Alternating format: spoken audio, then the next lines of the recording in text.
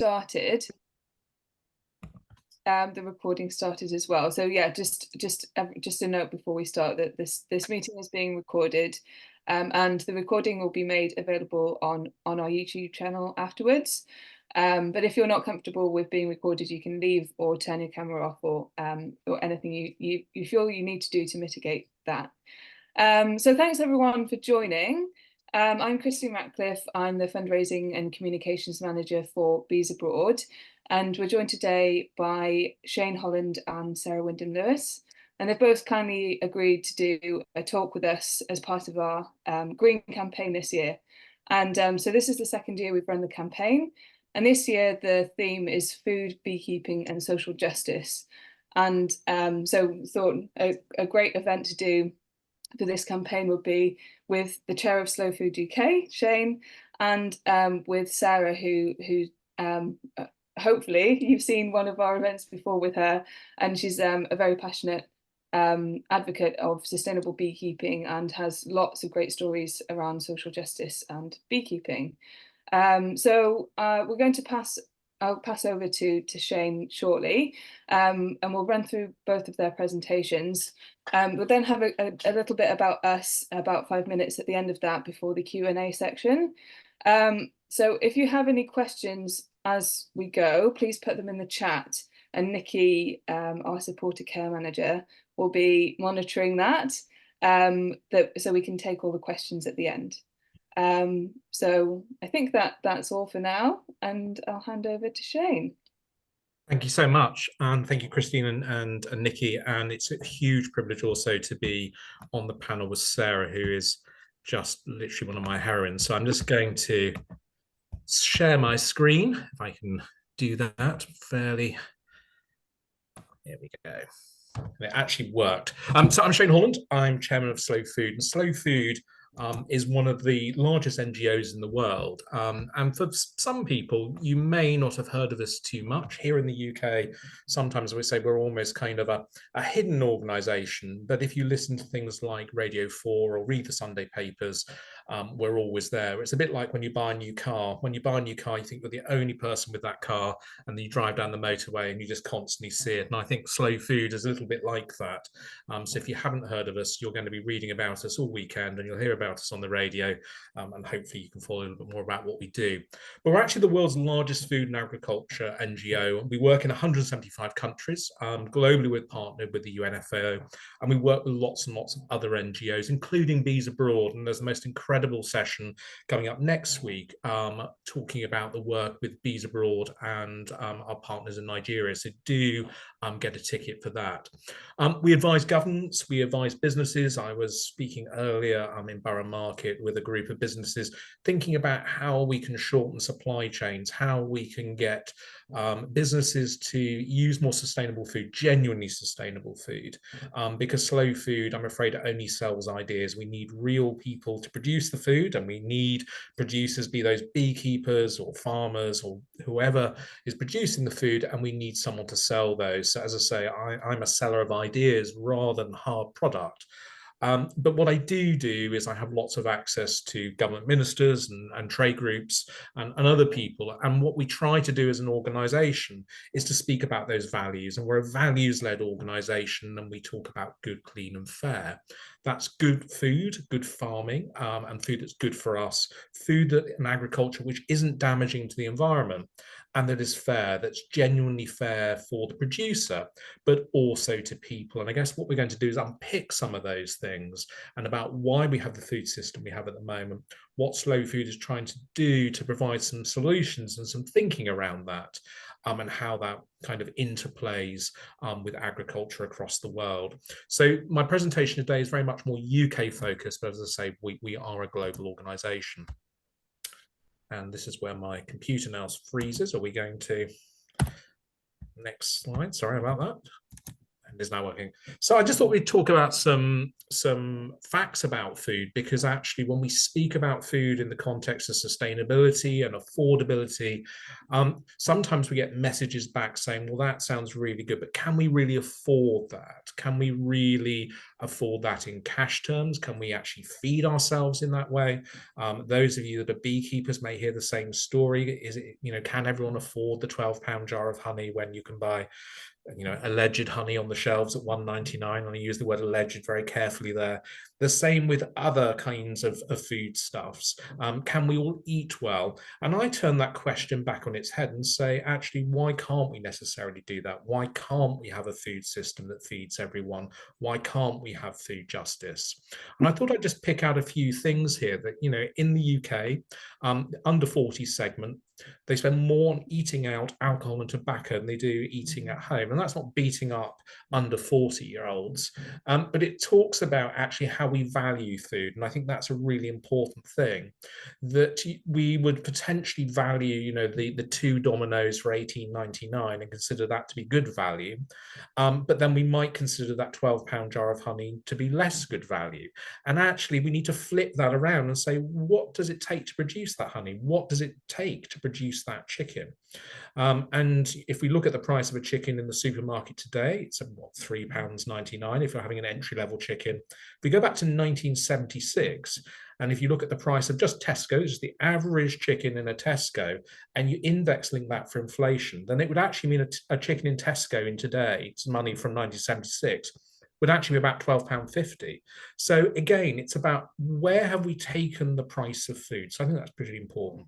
Another real kind of staggering statistic is the average UK household, and perhaps not people who are watching this presentation with Bees Abroad or are clearly interested in food issues and sustainability issues, but the average UK household spends 3 minutes a day more watching TV about food, reading cookery books, and looking at social media about food than they actually do cooking it. And again, a lot of that is coming from the birth of actually just getting food biked in. Again, it's a little bit about that kind of the under 40 segment, which actually are disproportionately having food delivered, and that's in rural and in urban areas. So we're not really spending much money on produce anymore, on those kind of core ingredients, and we're not cooking it anymore either. And then thinking about climate change, again, if we're talking about sustainability, environmental sustainability is obviously core to that. About a third of our climate emissions comes from food and farming systems. We're in a climate emergency. I don't think anyone would dispute that. But how can we have good food and farming? How can we actually use food and farming to be the solution to some of these issues rather than being the problem? So, sorry, there we go. And I guess perhaps one of the other great myths when we're thinking about feeding the world is that we need more industrial farming to feed the world. Actually, most of the world is fed by subsistence farmers. And if we look at the number of people living in hunger in developing countries, it's very approximately 20%. And I certainly, when I go out and about and say, actually, we can have real farming, we can have small scale farming, we can have small scale production of growing produce, be it honey production or whether it's growing vegetables. And the answer always comes back and says, well, we've got an ever-increasing world. We can't feed ourselves if we do that.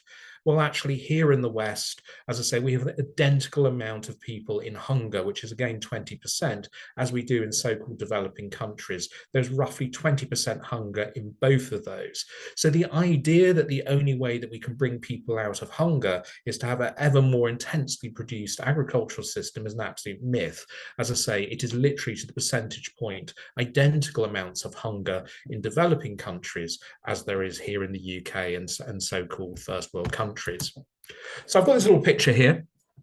I'm only speaking for 25 minutes, but if I had a little bit longer, I'd ask you all to tell me what this is. But this is a satellite image. It's a NASA image. This is Saudi Arabia. It's in the desert. And Saudi Arabia, nearly 20 years ago, there was very, very high oil prices, and they were thinking about what was going to happen post-oil, because everyone knows that oil is going to start to run out, and that includes the oil-producing countries. And what they decided to do is they would decide to go into agriculture. And the reason these are giant circles is that these these little green discs here are growing wheat in the Saudi Arabian desert. And the reason they're in circles is there's arms swinging around from the center of these discs to irrigate the wheat that was being grown in the desert. Now, that's been grown in the sand. You can grow wheat in the desert, as you can see there, there's little green discs, but the soil isn't particularly nutritious. And what happened, of course, is that wheat, though it grew, was very poor quality.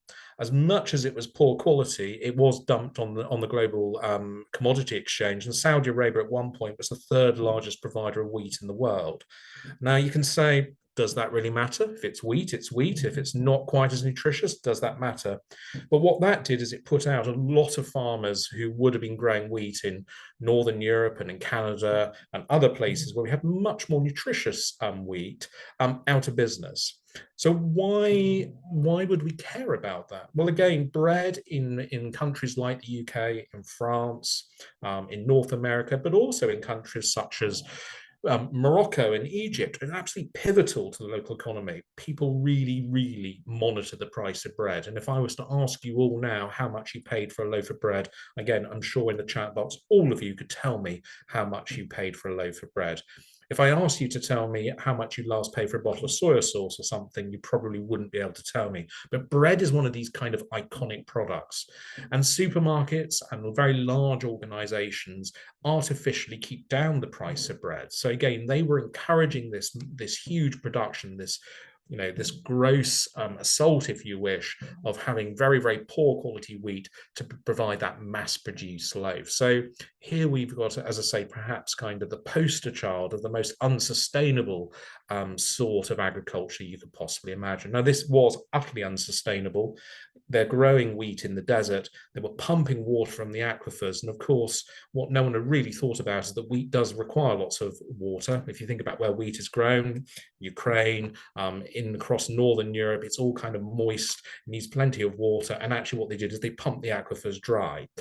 So in the desert, there wasn't a lot of water, but there was water underneath the sands. There no longer is, so that we could have a very, very inexpensive white sliced loaf made from the Chorley wood process. So that's what that little picture was about. And then in terms of food and health, something that Slow Food's been speaking about for a very long time is actually what are the effects of these ingredients on us in terms of health? And I have to be very careful now when I'm speaking about health claims, so I'm not going to make any. But there is a product called Can't Believe It's Not Butter. I'm sure we've heard of it. I always say, well, I jolly well can. I'm not going to say further on the merits of that product other than to draw you to who are watching this just to look at the ingredients. The product, if we're looking at butter itself, look at the ingredients there. It just contains milk. That is how you make butter. You take some cream, you churn it, you might add some salt to it, but that is how you make butter. And here we have kind of the leading butter spread, and I don't need to read all that out to you, but I was a chemist at university and I don't even know what some of these things here actually mean. So food has turned into something which actually we wouldn't necessarily recognize. And, Michael Pollan very, very famously said, don't eat anything which your grandmother wouldn't recognize. And why do we have all of these different things in that kind of butter substitute? Well, it's about, again, producing a product as cheaply as possible, which can have as great a shelf life as possible, and as profitably as possible. So rather than having something like churning some cream to make some butter, which actually has reasonable shelf life, you can move that around. We all can truck that around on a refrigerated lorry, or we can make it, fairly locally and then take that around. What we've actually got is we're cracking some vegetable oils, using catalysts. They have actually put a little bit of buttermilk in there for some flavor. And then there's all kinds of emulsifiers and other products in there, including some colorants, because this product would otherwise be a nice appetizing gray color, to try and give the impression that this is somehow kind of butter-like. So Can't Believe It's Not Butter. Absolutely, I leave that to you.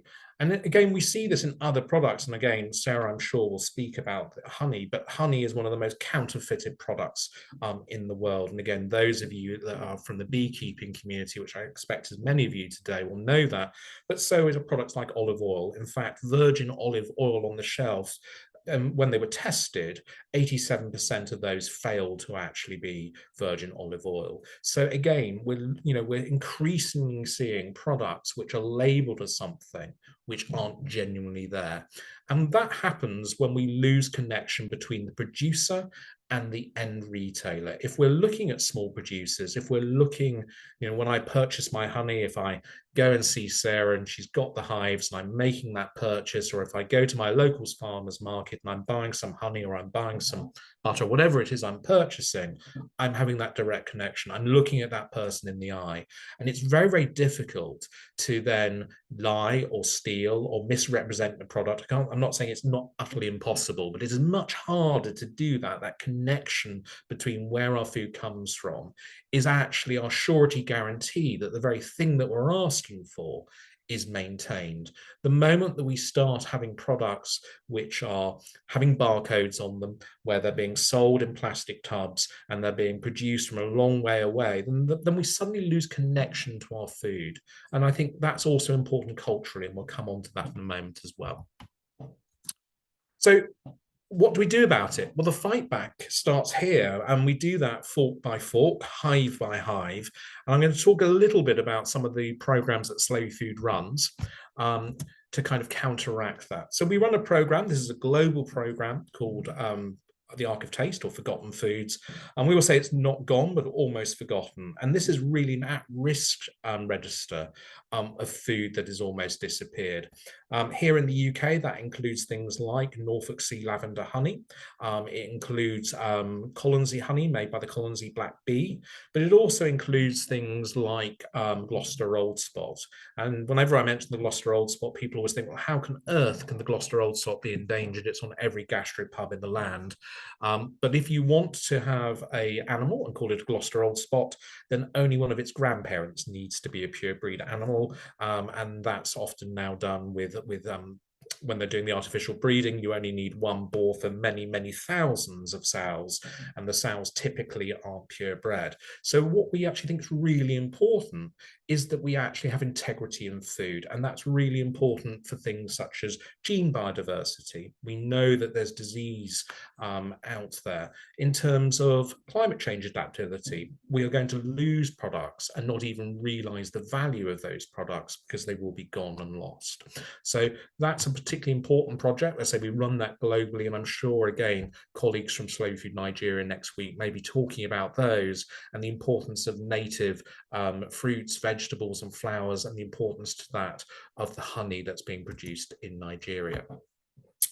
I guess really one of the things that all of this draws down to is food for everyone, and how do we make that happen? I've said, Slow Food sells ideas, but actually at our core, we believe that everyone deserves good food, and I really do mean everyone. So there's some images here. You may have seen these in the national press or even on the BBC. This is a project here in Birmingham, where we took the largest car park in central Birmingham to create a food hub. It's called the Vice Street Food Project. And the idea, and sadly you're seeing me use the word past tense, you're probably aware that Birmingham Council went into administration, but we had an idea that we were going to build an urban garden, that we were going to take food and get people to grow food. Our experience in food growing is that if you actually get people to grow food, then actually they'll keep on eating food, that they will increase the biodiversity of their shopping as well. So they'll try new things, particularly children. If you can get people to grow it, then they will cook it and they will eat it. We were going to run a cafe, and the idea behind the cafe was that it was going to pay whatever you can afford, but most crucially, the cash desk would not be near the exit. So if you couldn't afford anything on that day, you could walk out without paying anything at all, because actually food can be really stigmatizing. If you don't have enough money to eat today, then there can be a sense of shame around that. And whilst food banks even 20 years ago in the UK were absolutely unheard of, and today millions of people every week use them, there's still a lot of stigma around using food aid or using food banks. And what Slow Food believes is that everyone should have agency over their food as well, because as much as a food bank, if they feed you today and you're hungry today, are, you know, they're doing a critical job because everyone deserves to eat. There's got to be something more than having food that no one else wanted or food that was left over from someone else. And what Slow Food believes in is agency of food, getting to choose what you yourself want to eat. Now, that doesn't mean we can all afford to eat fillet steak if you choose to eat meat. It doesn't mean we can all eat truffles either. But what it does mean that you can actually choose something that you yourself would like to eat. And again, the purpose of this urban garden, this urban farm, was that you would get to choose food, that we would act as a food hub for other producers who could come and bring food, and uniquely that you could go along the shelves and take what it is that you wanted of your choice and then pay for what you could afford, or simply not at all if you couldn't on that given day. This project is still going to happen. It will happen in probably about 18 months' time. We should have actually started to build it, but unfortunately, as I say, the local authority went into receivership, but we found a new location for this project. So I'm pleased to say this will be happening. And again, on the rooftop here, we will have hives. Again, speaking about pollinators, speaking about the need for the education of food and where food comes from is also very important. And again, I think, you know, I was talking here about everyone deserves good food, everyone should feel safe. There's a real live quote at the bottom there of, I go to McDonald's because the security staff stopped my dad hitting my mum, which was probably the most appalling things I was ever told in a school. We need to think about our places, our community places, because food is far more than just calories. It's about love, it's about a sense of place, it's about sitting around the table. And here in the UK, and I'm not being party political now, but we just don't have community spaces anymore. We simply don't have them. Our libraries have been closing, our community centres have been closing, our youth clubs have been closing. And one of the things that I learned very, very early on when we were speaking about food and community is that I spend a lot of time normally speaking about fast food restaurants and why perhaps they're not the best for us and best for our communities. And someone actually gave me that quote and said, well, I go there because there's security staff there. And then a little later, someone else told me about how they had free sanitary products in there as well. They also have free internet. They're warm in the winter. And if it's cold, then you perhaps can't afford them. And the other thing with those places, as much as I say I campaign against them, is that if you buy a product, they probably let you sit there most of the evening, and they don't bother you until for you to ask you to go home either.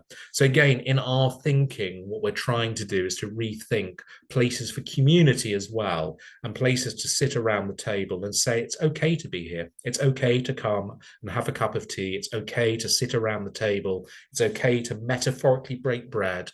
And our places are your places, and they should feel like home, and that no one should feel unsafe, because actually food does make us feel safe. All of us, I'm sure, if we have a bad day, we all rush home and we make something comforting. Sarah was earlier talking about mac and cheese. For me, perhaps it's, I don't know, it's oatcakes and honey, or it's, you know, it's one of those things. Again, I go into a school and I talk about cake, and every little child's face lights up. Food invokes emotion. Cake, mac and cheese, whatever it is, it's about love, it's about comfort, and that's very important too. And Slow Food is particularly interested in doing that kind of work. And I saw earlier someone from one of our Slow Food Berwick groups has come into the room, and again, our local groups on the ground are doing really, really important work in schools and in communities up and down the land, thinking about how can we ensure that everyone has access to good food, and how we can rethink community and using food as a vehicle for that.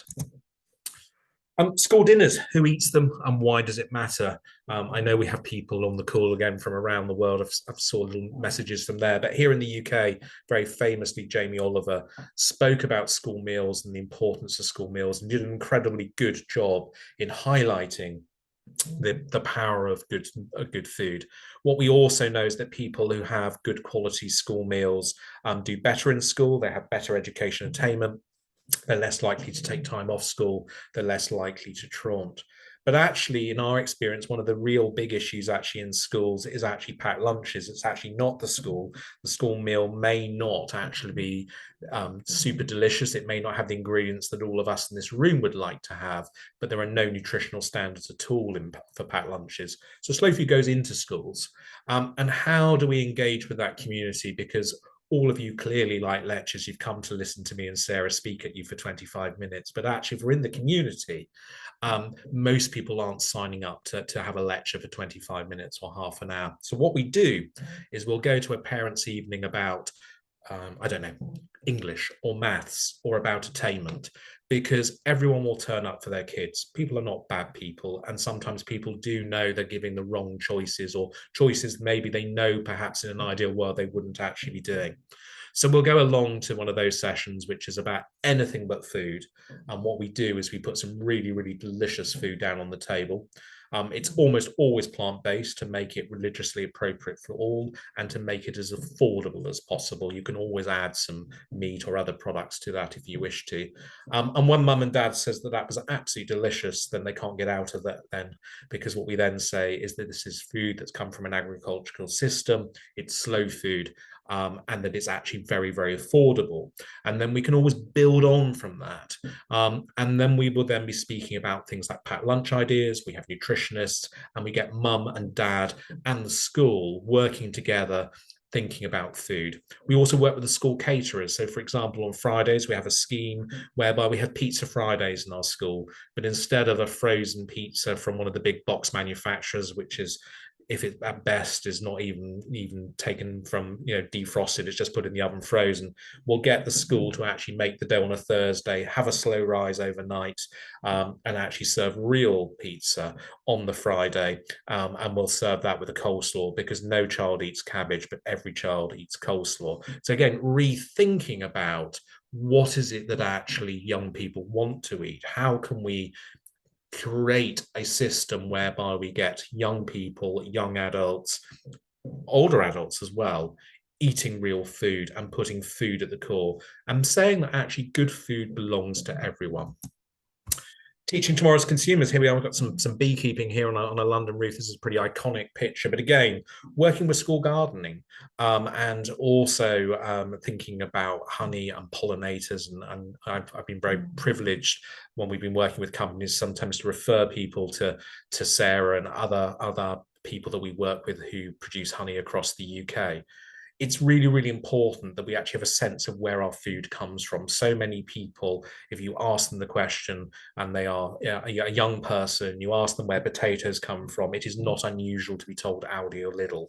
And we may all laugh on this call at that suggestion. But actually, if you are in an urban area, particularly, and you don't have access to the fields and you don't actually see what's around you, it's really important for young people to see where their food comes from. We crucially cook the food that we grow. Again, that will sound blindingly obvious to everyone on this call, but so many school programs teach the growing of food, but actually don't teach the cooking of the food. And for us, it is so important that we actually connect that. Again, if we have beehives on roofs, that actually the young people actually have access to the hives, that they're not necessarily scared that there's bees flying around, that they're not scared that actually they're outside, that there's mud, that there's earth, that actually they may get a little bit dirty, because actually what we need to do is to reconnect where our food comes from. And then I guess almost on my last slide here, we've got chocolate cake. And as I said earlier, everyone smiles when you say the word cake, and I can keep saying cake, and I can see the people on the screen here just smiling at me. That's a trick for you all. You can tell your partner, your spouse, your child that you're going to make them smile, and they'll pretend they're not and just say the word cake at them, and they'll inadvertently smile against their will. We teach cooking in the community, and again, very much thinking about the barriers of why people don't cook, and thinking about why people may not cook as much as they wish. And very often people self-exclude from food. Now, that's a very emotive thing for me to say, because it sounds like I'm almost blaming the individual. I am absolutely not. There are lots and lots of reasons why people don't cook. If you're on a very low income, then suddenly cooking a celeriac, if you've never cooked it before and you've got on a very limited budget and you don't know if little Johnny's going to eat that or not, you're simply not going to do it. If you're on a key meter here in the UK, you pay far more for your gas and electricity. If you're buying slow cooking cuts, oxtail or something, it will cost you more in gas and electricity than if you'd actually bought a chicken breast. There are lots and lots of barriers of why people don't necessarily cook, or they don't have the means to cook. Maybe the oven's broken down. Maybe there were school shoes to buy that week, and therefore you couldn't afford to do that. Maybe you don't have the equipment. So again, what we do is we teach really, really basic skills. And the very first thing we do is we teach people to cook a chocolate cake. I'm saying the word cake again, everyone's smiling. And we teach people to cook that in a saucepan, because a saucepan is a cake tin with a handle. Because the very first time we did some community cooking, we said, we know we need to cook cake because cake makes people smile. And it's not liver, and it's not going to put people off. And we were very naive, because of course all of us here will have cake tins, but actually in the communities that we were working in, people don't have cake tins. So we cooked a chocolate cake in a saucepan, because a saucepan is a metal cake tin with a handle. And we just used a fork to use as a mixer, and we made a chocolate cake, and it was absolutely superb. And the second week I went back to this program, and a woman came up to me and she was crying, and I thought, gosh, what have we done to this poor woman? Have we poisoned her, or what's happened? And she cooked her son a birthday cake. That was the very first thing she'd ever cooked him, and it was his 8th birthday. Food is so important to us. Food is about a sense of accomplishment. It's about love. I'm repeating that word again. It is about love. It's about a sense of self-esteem. It's about a sense of well-being.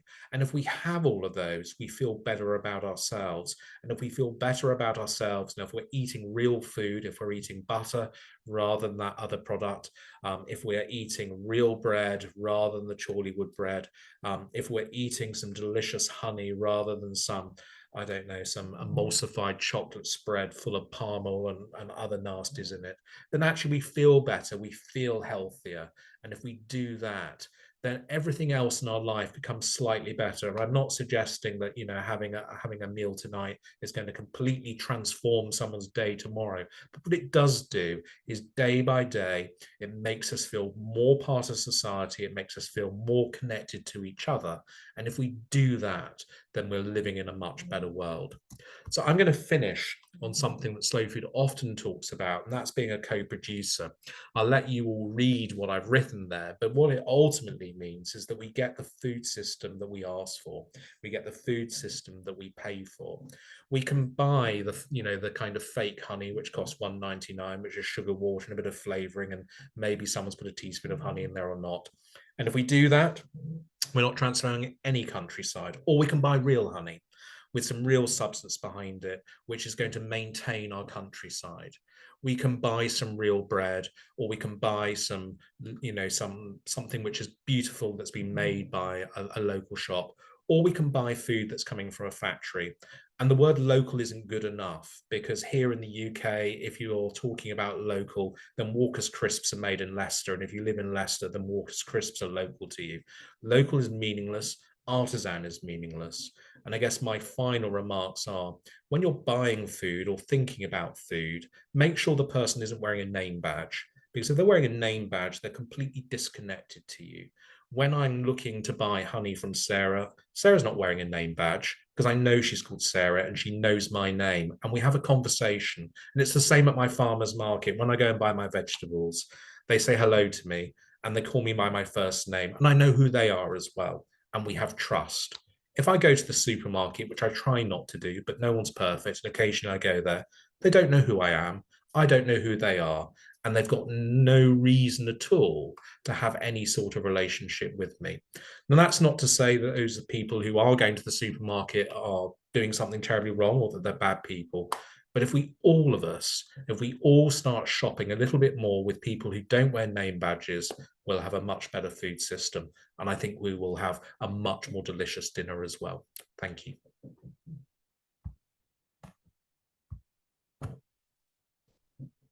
Thanks so much, Shane. That was fascinating, and yeah, I enjoyed that you touched on a few things from your TED talk. So if you haven't seen his TED talk, I'd recommend checking it out.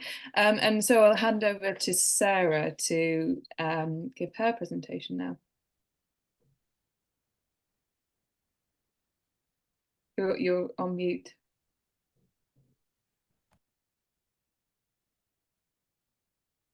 Let's see if I can unmute you. There we go. Right. Are you seeing it now? Can you see? Yeah, we can see your screen. Yeah. Good. Hooray. That's a win. Shane, I cannot thank you enough for that. It was so fascinating, so thought-provoking, and there's so much commonality between the way you think, the way that we at Bermondsey Street Bees think, the way that bees abroad think, and it's about restoring the dignity to food and to people at baseline. We're going to look tonight at a really interesting social enterprise.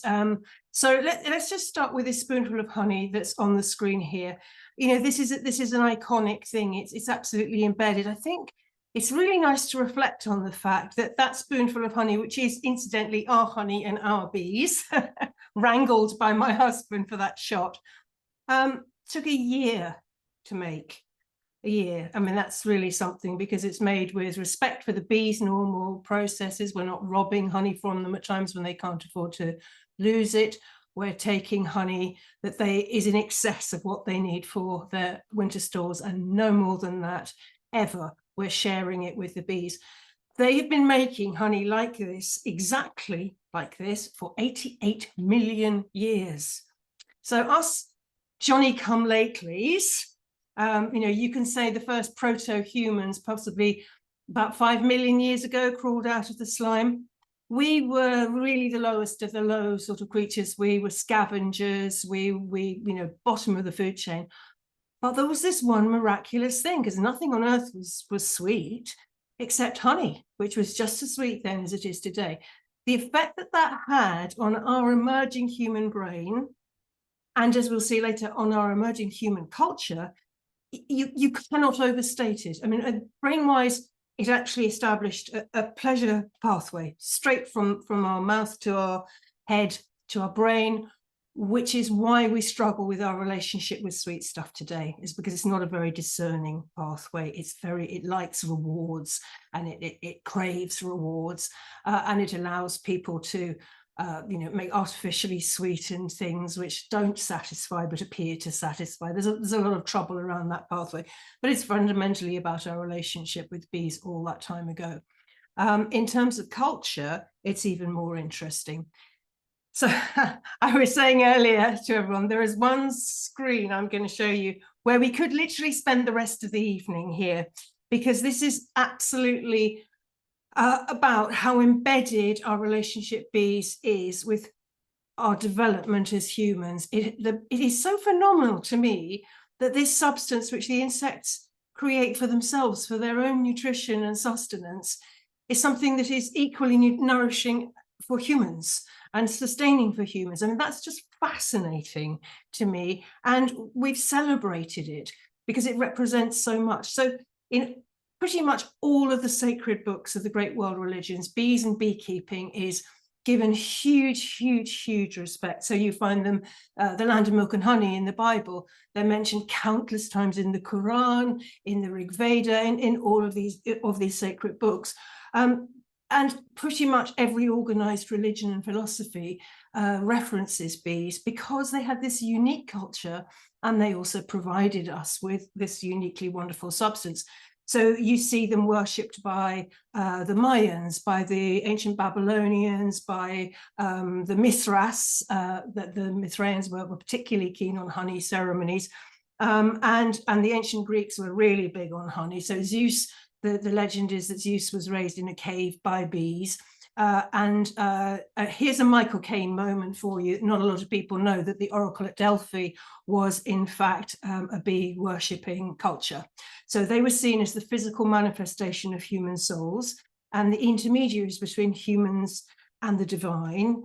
And they carried with them, you know, all the weight of expectation of humans. Even today, we talk about a honeymoon. Honey is used widely in ceremonials to cross the thresholds of life. So not just marriage, birth and death. People talk about telling the bees the news of somebody's death. It is just really fascinating to me to look at any of the cultures where we've had bees and beekeeping, and to understand how it's been so vital in their development. So Honey is food. We know it's food. We know it has deliciousness. It also has a nutritious, very, very high nutritional potential to it. It's also drink. You could, I mean, mead is something that people would have discovered festering honey as mead quite early on. It was probably the earliest form of alcohol that humans actually settled on. It's also medicine. I mean, for thousands and thousands and thousands of years, honey was the baseline medicine for an awful lot of people. And the beeswax could be made into salves. It could be mixed with herbs. I mean, it's the beginning of medicinal compounds for a great many cultures. It's also, if you possessed honey, if you had access to honey, it gave you wealth because it gave you a trade good. So you could be a really very low level society, but if you had honey, you had the potential to improve your lot in life hugely. And for an awful lot of nomadic people, it's quite possible that the discovery of honey resources actually led to a whole different way of life, and to stop being, as it were, what's called honey hunters, and to become beekeepers, more settled people. The ancient Egyptians were a cusp of that, a very important cusp of that. So you're talking about the growth of culture, you're talking about the growth of community, but you're also talking time and again about the veneration that was given, the thanksgiving that humans expressed for this gift, which was seen very clearly as a gift from the gods. And the way that the bees behave themselves, organized a society, led to an awful lot of philosophical thinking and development. It's also the foundation of a lot of our observational science. So other than humans, the next most studied living creature on Earth is the honeybee. It's opened up all sorts of doors. And of course, the arts. Let's not forget the arts that, you know, there's so many representations of the bees. There's so many, again, it's a paying respect to them by incorporating them into your work. So my question is always, how do we get from this thing, which is so vitally part of our evolution as humans, through into, you know, if we count ourselves as civilized creatures now, honey and bees have just been interwoven all the way through religion, through ceremony, through food and drink and medicine and trade goods. How do we get to the situation here where honey is in the top 3 of the world's most fraudulently produced goods? How does that happen? How has it become a cheap and constructed commodity? It's actually called a technical product now, honey, a technical product, because it's made in a factory by food scientists, and it's an illusion of honey. I sometimes call it a ghost of honey, very highly processed, blended because that enables you to add all sorts of things to it along the lines. It's completely anonymized. You don't know where those sugars are coming from. It's transshipped all over the world and often not labeled as honey, so that it just goes straight onto the radar, and then it'll end up being honey once it's put back into one of the honey blenders bats. Ultra cheap. The thing's very often overlooked in the whole debate over the degrading of honey is the amount of slave labor that lies behind it in developing countries, places like China, where you've got, you know, really, really poor peasants producing really poor honey at a rate which is very, very bad for the bees. It's taken wet from the hives, and the first thing that happens to it is dried in a resin drying system, which is toxic. And I hate to tell you, but honey like that is in the base of most stuff that you'll buy in the factory. And of course, that's very attractive to organized crime, because you've got a massive profit margin there. Many billions of pounds a year are made out of this honey trade. So it sells in Aldi for 89p, which is so far below the cost of production that it's almost a joke. But it's more worrying than that, because there's a lot of honeys that are retailing at sort of mid prices, and they've been artfully constructed to look as if they might be real honey, but they're really not. So you can buy rubbish honey at an awful lot of price points, and really what we've got to consider is the destruction of the livelihoods of beekeepers across many, many countries, and the knock-on effect for agricultural production. And this is just as true for people keeping bees in the developing world as in the developed world. We're all suffering here. So in terms of dignity, in terms of social justice, I feel very strongly that the beekeepers, the consumers of honey, and the bees deserve a fair and transparent chain of custody, and that is not happening anymore, and that is a very grave disappointment to me, you know, that it's so overlooked as something that needs to be. Oops, and now I cannot, yeah, wrong way, sorry guys. Not happening. So my question is, in the race to the bottom, have we lost our sense of honey as an authentic micro-local food? I so agree again with what Shane was saying about this very lazy word local. It's applicable to honey in the context that the bees travel 2.5–3 miles only from the hive. So you have, by its very nature, got a locality to honey, which is very specific and very specific terroir that a honey will have, which is a fascinating whole concept in itself of terroir in the way of wine, in the way of olive oil. And it's not appropriate for it to be a global product. It's best consumed close to home, really. So I really am struggling to get this to change. Yeah, and I want to know, are we losing our sense of its value to our culture? I think we possibly have lost already that sense of value to our culture. You know, you do get the Daily Mail will write an article about the Queen's beekeeper going to tell the bees about her death. It's just novelty. It doesn't come from a place of belief. It doesn't come from a place of true respect for this product. It's just a novel story that gets dragged out from time to time when it suits people. And have we overlooked, have we lost its traditional value in creating community?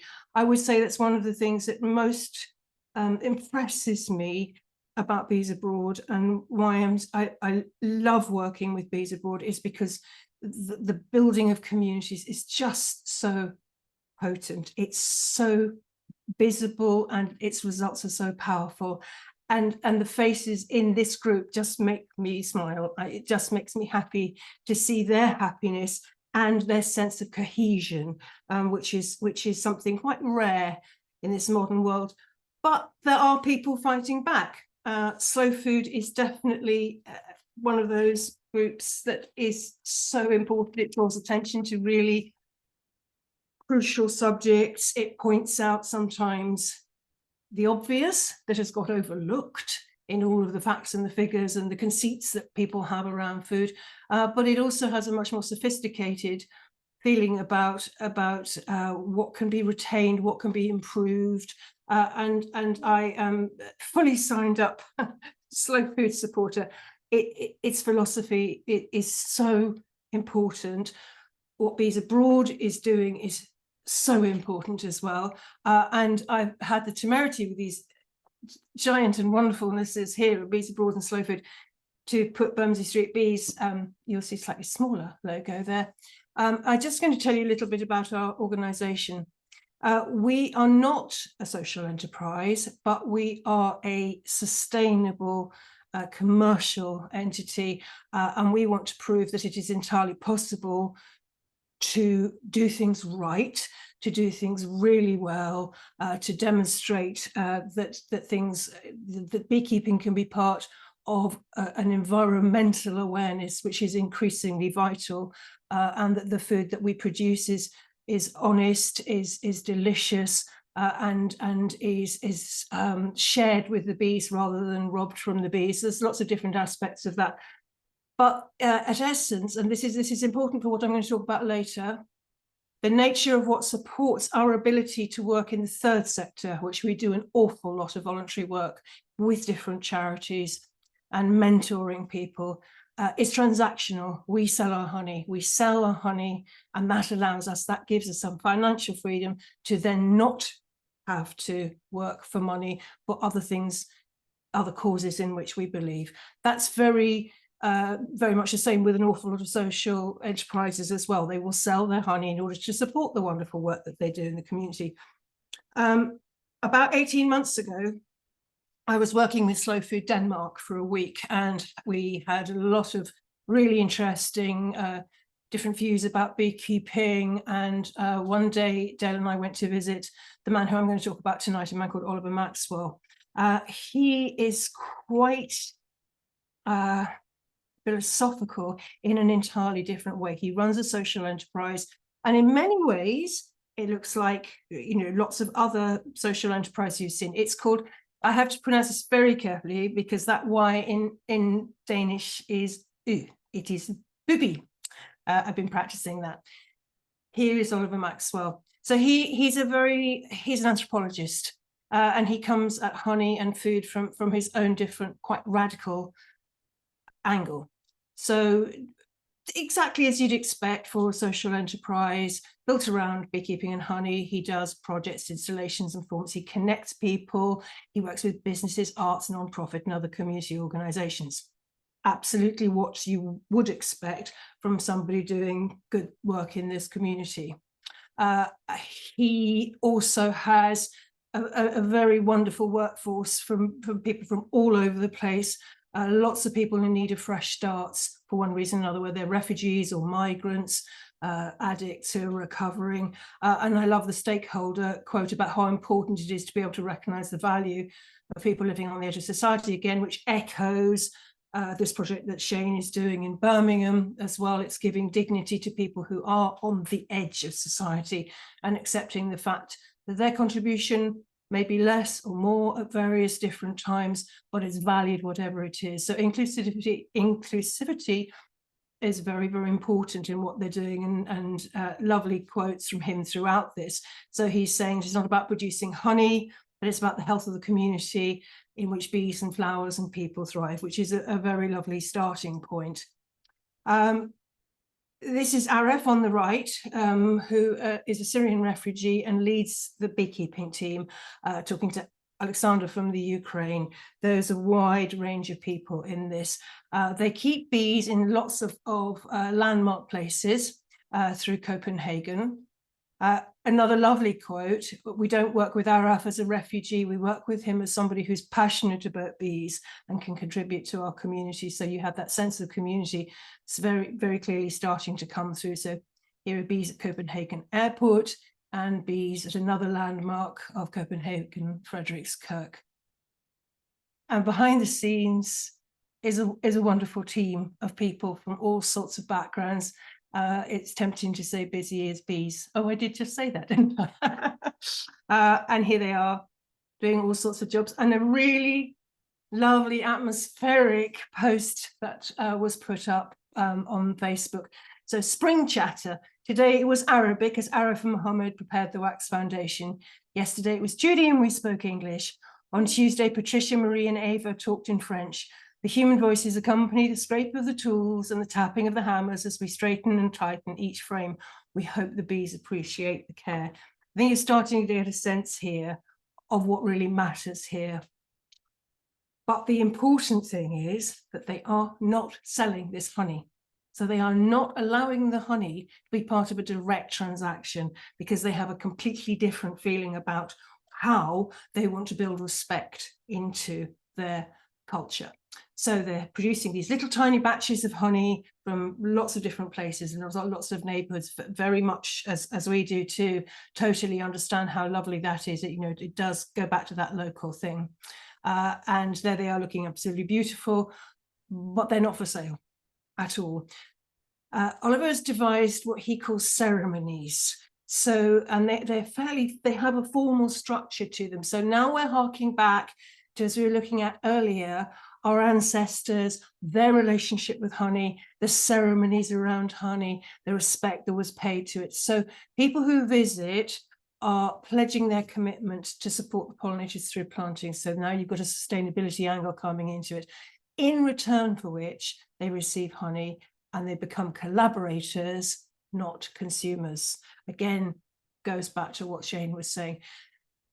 In this very act, they become part of a local community, and it's built around those traditional food values that we're looking at, and honouring and guarding the local resources of the city. This is a very city-based thing. It's a small organisation in a small city, but it's very powerful and it has lots of legs, I think. You know, it could go on into other sort of trains of thought.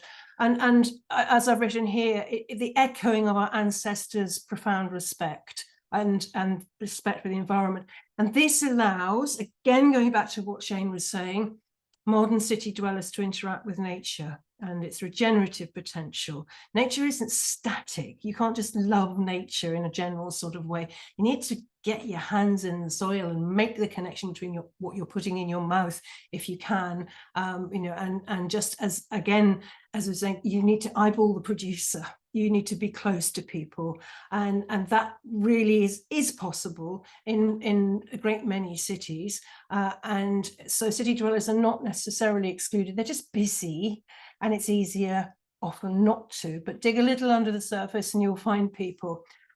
What excites me too is that if they've been called on to understand the context and the value of the honey, hopefully they will extend that thinking into the sources of the other foods that they eat. I think this is quite powerful, these ceremonies.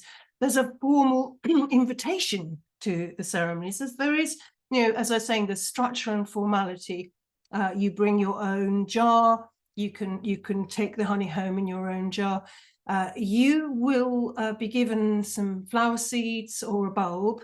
And as you can see, this girl on the right, she's making a mark on this canvas. That mark is the formal commitment that you're making, but it's also making a beautiful bit of artwork. You do your own label. You're very, very involved in the whole production of that jar that you take home. And I also like this idea that across all our relationships and connections, we are much more than honey and bees. And I think that supports what I was saying about this. Once you get your head around that concept through the prism of bees, there's a lot of thinking to do about food and supply chains that hopefully people will wake up to.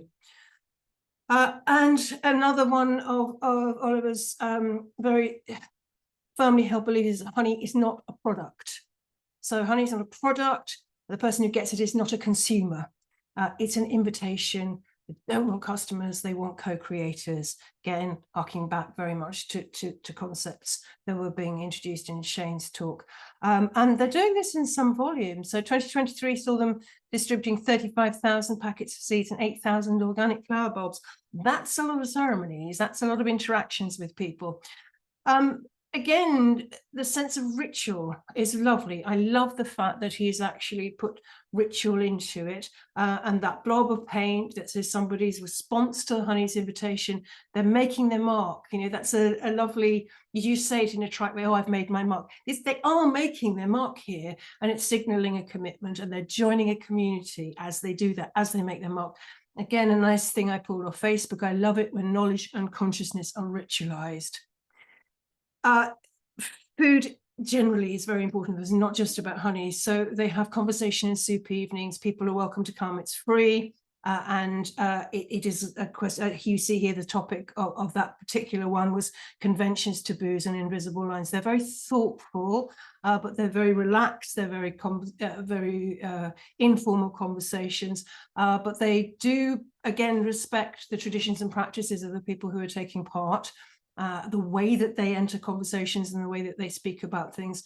And I am very, I really love this feeling. We believe that the way we talk influences the future we create. So they're building community through food.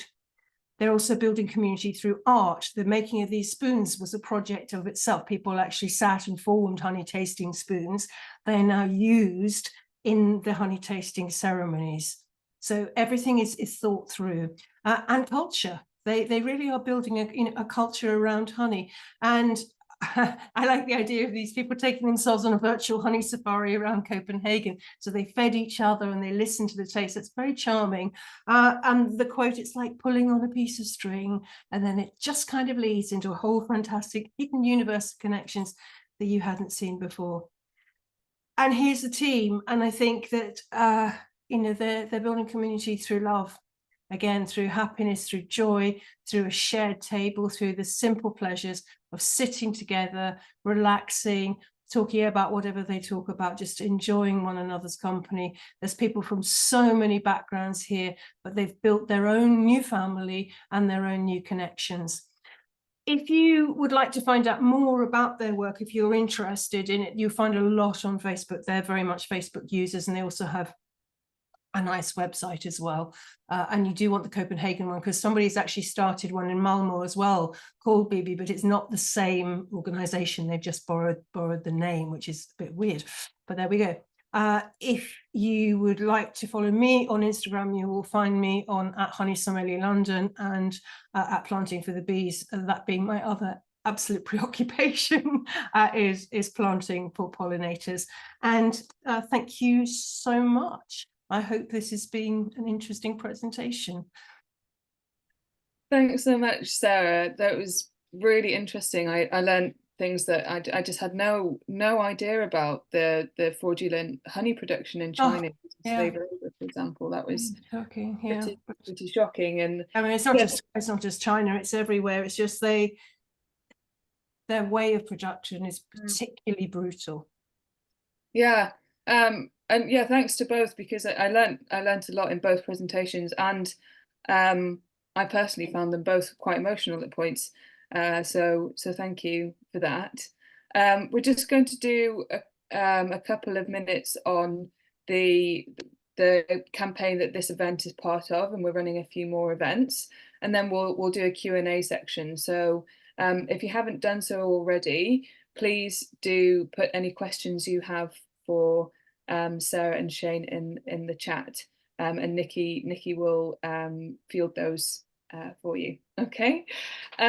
So yeah, as I said, this event is part of our spring campaign, and this campaign aims to raise £5,000 in donations, which will be matched by the big give to £10,000 for our projects in Nigeria, Ghana, Sierra Leone, and Uganda.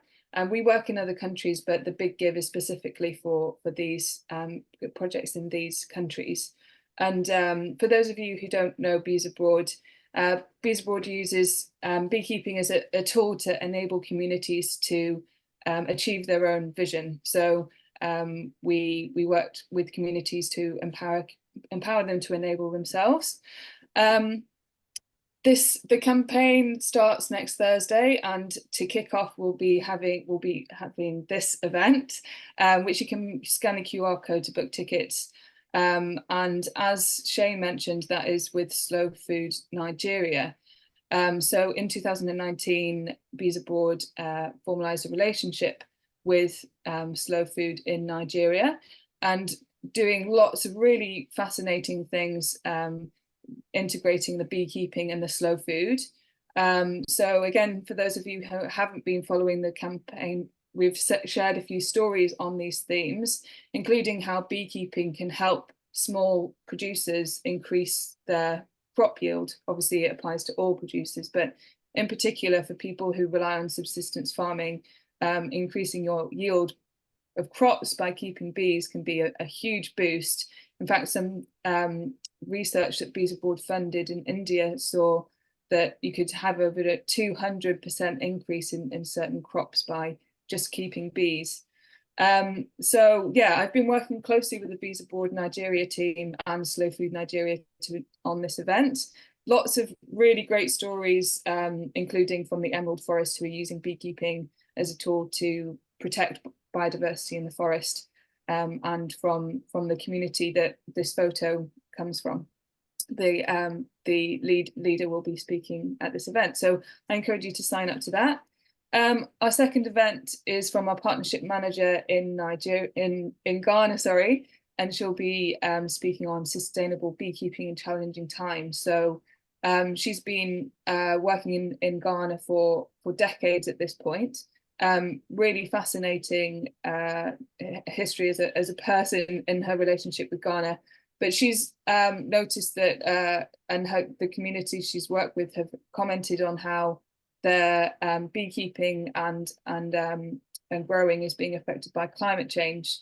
And one of the things that came up with in conversations with her about this event was that bees are helping. So there are very strong winds are coming much earlier and blowing blossoms away. And if the blossoms don't get pollinated before the winds come, then you won't get fruits. So bees are a way to mitigate against those strong winds coming earlier and stronger. And lots more really fascinating stories from Ghana. So if you're interested in that, I'd again encourage you to sign up to that event. I'll include all the links to those events and the campaign and Sarah's website and Shane's Slow Food UK in the post-event email. So keep an eye out for that. And as I mentioned, this event and the other events are part of the Green Match campaign. That starts on Thursday, and any donations submitted to the Big Give from Thursday for 1 week only will be doubled. So yeah, £10 becomes 20, 500 becomes 1,000. If you're feeling very generous, you know, you could donate the whole 5,000. So yes, please keep an eye out for that as well. And so I'll just hand over to Nikki now for the Q&A section. Hi, everyone. Sorry I blacked out there for a moment. We're getting a little bit of a storm and I completely lost power. I apologize for that. One of the questions that came up earlier that I thought was pretty interesting, and I think it was kind of almost in jest, but it is true. How can they label the junk honey as honey? What are the standards, if any, and how are they getting away with calling something that's sugar water honey? How are they getting away with it? They're getting away with it because there's big interests that put a lot of pressure through various bodies. I mean, I think one of the best answers to that from UK point of view, you won't probably know so much about this, Nikki, is you can say, how did the post office scandal happen? How did that go on for years and years? Eventually, somebody has to start legislating in support of small beekeepers, because we are the fundaments of agriculture.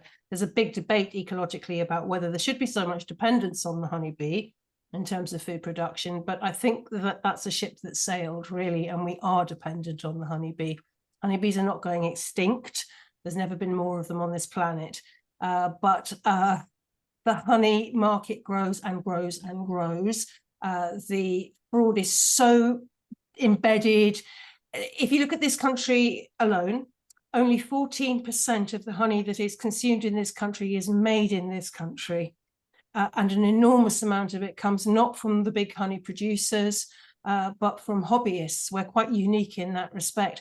And the hobbyists are lent on by trading standards in all sorts of ways, which the big guys just don't. I mean, they can get away with mislabeling their honey. They somehow just don't seem to be brought up for, you know, for prosecution or pulled up short or forced to change their labels.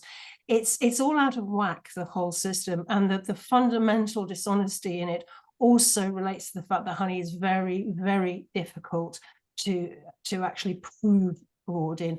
As a trained honey sommelier, my palate is one of the most valuable tools that I have, and I'm pretty good at spotting honey that has been adulterated.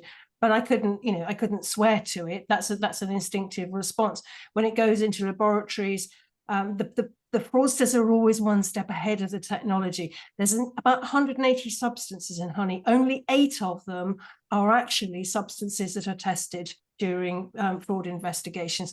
So you can see there's a very big area of difficulty in technical understanding of honey, and that's what's exploited. I'll tell you something that is so truly shocking. So it was found out the other day that a major European country finds it cheaper to pay the Chinese to make a nature identical version of its honey. And they can do that and then import it back into Europe, and it's then sold as a product of that European country. It's a respectable European country as well. It's, you know, we're not in the wild borderlands here. That is how good honey fraudsters are, because there's so much money in it. It's worth them investing in always being one step ahead. But eventually, I think the message hopefully we'll get to the consumer that if they pay for better honey, if they indeed form a relationship with the producer, then they're going to actually get a chance of buying the real thing. And I do feel there's a groundswell there. And I hope very much that that's something that continues and that people turn their back. Another thing, just without going too much into this, I think it would be really helpful if they did one simple thing, which is, as with maple syrup, they allowed the labeling so that you had a honey flavored syrup at a low price point, and honestly declared honey flavored syrup, and then that allowed the high price point to be given to an actual properly labeled real honey. That would help as well, rather than all competing in the same sort of, you know, ballpark. Absolutely. Do you find that there is a percentage of real honey with a bunch of additives that then is created as a fake honey or then produced or byproducts actually from commercializing other food products? It can be any of the above. It can be really just a total construct of entirely, of corn syrup or whatever, right from the scratch. It can have never been anywhere near a beehive, or it may have really quite a lot of honey in it that's been adulterated by, to bulk it out. We're back to sort of drug dealer language here, because we're talking about that same mentality of taking profit margins by padding out a good product with a rubbish product. All things happen between those 2 points. Generally, the price point is what's going to give you an indication of it, of what you're going to taste. But it's not as easy to gauge as that. You find horrors even at high price points, and particularly with sort of like labels slightly constructed to look as if they're some sort of artisan product, and it's just the supermarkets. So they're quite good at making things. They call that something, the farmer's gate, or the and it runs all the way right from the cheapest of the supermarkets right up to the highest level supermarkets, the ones we consider to be the premium brands, the Waitroses and the M&S. They have a combination. They'll have lots of different sort of honeys at a big wider price points, and they may indeed, buried in their collection, actually have an honest honey. But unless you were somebody who spends their life looking at this, as I do, you'd be hard pressed as a consumer to make a good choice. Okay. Well, speaking of good choices when it comes to consuming not only honey but food in general, if you are kind of in a position that it's not possible to go to the farm or buy direct at farmers markets, what are some tips that consumers can do to avoid buying fake foods and trying to eat as clean as possible? Do you want, I think, Shane, is this something you can talk to, or shall I go back through honey again? I think it's a broader topic than honey, isn't it? It is. Do you want to speak about honey and I'll speak more generally? Do you want to speak about honey, then I'll speak more generally? Oh, yeah, okay. Yeah. I have actually just given Katerina, I gave her a quick little primer there. You go and you look at the jar, you turn it over, you look at the very, very, very small writing, and it will be very small. If you see the word blend, it has been produced in a factory. There is literally no reason on earth to blend honey other than to obfuscate and to make money, horribly from what may not be honey at all. So just put it down. Just put it down. I would say don't even try to buy good honey from supermarkets. Local health food shops are a really good place. I do a lot of looking online for small producers. There's some great small producers who sell through Amazon and eBay, particularly from Eastern Europe. Really great honey, Spain, Portugal. There are some really good brands out there making fantastic honey and selling it very honestly at fair prices. You just got to dig around. If you seem to encounter a large food organization, just back away from it. What you want is to encounter somebody who tells you their story. Much as Shane was saying, at the farmers market, you get an online equivalence of that. Somebody tells you their story as a beekeeper and their philosophy. And occasionally I get caught out. Mostly I find them buying really good honey in that way. Farmers markets is great. If you're in the UK and in the US too, we have great beekeeping associations. And those will have members who every year will have open days and honey for sale. Go make friends with somebody from your local beekeeping association. So the British Beekeepers Association online has a thing called Find Beekeeping Near Me. And that will take you to your local association. It's probably no more than 5 or 6 miles from your door, pretty much no matter where you live. The US has that as well under the American Beekeeping Federation as well. Yeah, you can find a local honey supplier as well. So yeah. Great tips. Thanks, Sarah. Shane? Yeah, and if you can't find an individual to go and speak to, then much as Sarah says, go and find an independent shop. They're typically going to be a safer bet, and ask them questions and make sure that they've had the questions that you'd have ideally had with that individual as well. So if you're buying olive oil, they should really know the farmer and they should know where it's come from. And if they're selling you honey, then they should know the name of that beekeeper. And if they can't tell you that, then be suspicious, because if we are talking about products like honey and balsamic vinegar and olive oil, as I say, olive oil, 87% of all the extra virgin olive oil in Europe, and we are an enormous producer of extra virgin olive oil, so how on earth that can be 87% is adulterated. It's slightly higher in the US. So that means even in our independent shops, a large swathe of that is not going to be correctly labeled. And if you're looking at the back of honey, and if you're looking in the back of olive oil, you're probably not going to see things like emulsifiers and all those strange ingredients, which I said earlier to avoid. That's a good thing to be looking for on other products. Does it have ingredients that you really think it shouldn't have? But if it's fraudulent, then it's a fraud. They're not going to tell you they've put something in it which they haven't, or they're not going to tell you they haven't put something in there. Yeah. Price is a good indicator, but as Sarah was saying, actually, there are lots and lots of people now who have got wise to the fact that there are consumers who equate authenticity with a high price. It is a good rough rule of thumb that you're more likely to get something authentic if you can't speak to the producer. But it's not necessarily so. And I think, how do we combat that? I think some of that is probably, dare I say it, around, education. It's that thing we all speak about, because if I've only ever eaten fake honey, if I've only ever eaten what I believed was a really good brand of olive oil or a really good brand of balsamic vinegar, and I've bought that forever, and that is my frame of reference, and I taste that, and I think that is what the genuine article is, and then I taste something else which is equally adulterated, then I again think that is what it should taste like. And unless we have a sense of what real honey tastes like, and you do need the palate of Sarah, I'm not sure even I could do this, but perhaps I'm asking a bit too much, but if you know what the consistency can look like or should look like, if you know what it should smell like, if you know what that product should smell like if the jar's been open for 2 months, should it still have an aroma, or maybe it shouldn't have an aroma? Because adulterated products often have perfumes added to them. They may have thickeners added to them. There's all kinds of things that may be put to that product. And I think we're so disconnected from food, and I mean all food, take your pick of what they may be, that we don't actually necessarily have a frame of reference to know if we are being tricked. And then what we hold to be as authentic perhaps isn't. And I think the likelihood is not that we're now going to call out genuine products and think they're inauthentic. I think it's much more likely we are to say that is an authentic product. We then go and taste another inauthentic product and think it's authentic. So I don't think there's anything really easy there. I think, looping back, shop, if you yourself can't have that direct connection, try online and have that. I think, if we can't meet them, lots and lots of businesses today have a website. Try and buy direct from them. And if that's still a no because we have busy lives or whatever's going on, try and shop in a small independent and quiz them. And if they can't tell you the name of that beekeeper, if they can't tell you the 5 acres that oil's come from, and if they can't tell you if it was mechanically ground or stone ground, and actually they can't tell you if it was pressed in September or October, don't buy it.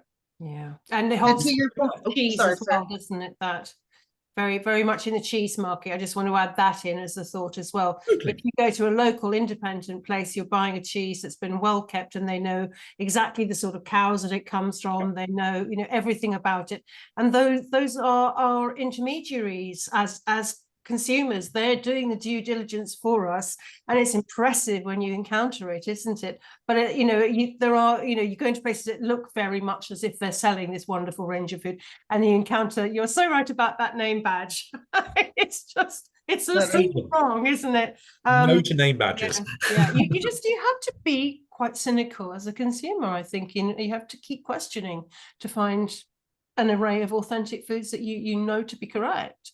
I think it's interesting that you're saying all this, and obviously I said I've been working with the Nigeria team, and we think we're very privileged in terms of food in this country, but they're actually probably in a much better position knowing their growers. And one of the things that they're doing in Nigeria, and I think slow foods in general, is around food heritage and like the recipes and flavors and traditional foods of countries and regions. And yeah, so I just think it was interesting that we're probably in a much worse position than some of the communities in Nigeria, and we think that it's a white middle class thing, and it really isn't.